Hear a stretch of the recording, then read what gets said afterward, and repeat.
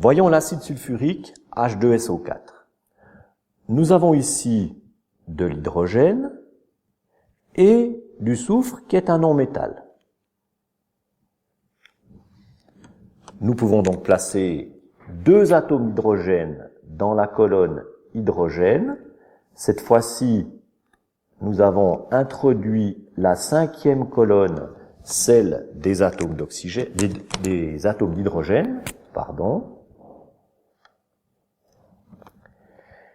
Dans la colonne des non-métaux, nous allons placer le soufre, qui a 2 électrons célibataires et 2 paires. Dans la colonne des métaux, dans la colonne des oxygènes, pardon, j'ai 2 électrons célibataires ici, si bien que je placerai 2 atomes d'oxygène.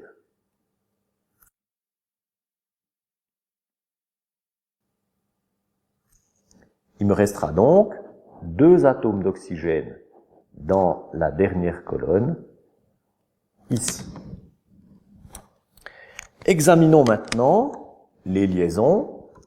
Entre l'hydrogène et l'oxygène, nous avons 2 non-métaux, c'est-à-dire que nous avons une liaison covalente. De même, ici, pour le deuxième hydrogène.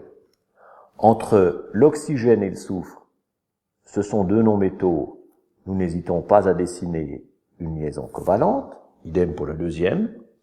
Et puis, entre le soufre et l'oxygène de la dernière colonne, nous avons aussi 2 non-métaux.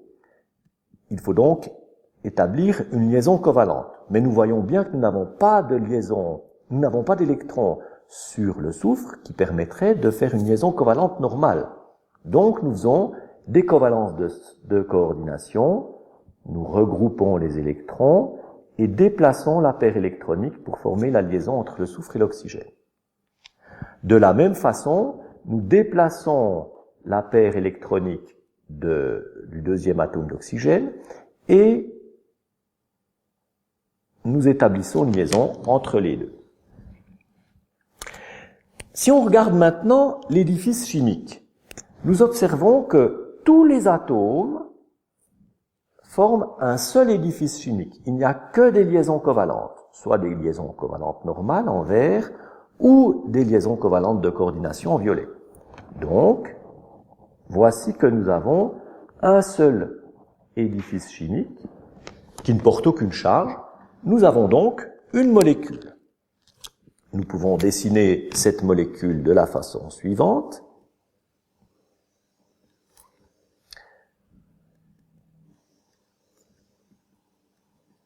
Les 2 hydrogènes et oxygènes qui vont vers le soufre, lequel établit une liaison covalente de coordination avec les 2 oxygènes finaux.